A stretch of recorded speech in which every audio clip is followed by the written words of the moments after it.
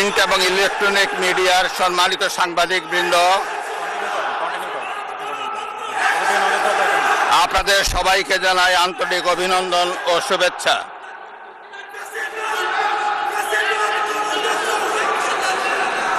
জনাব স্পিকার,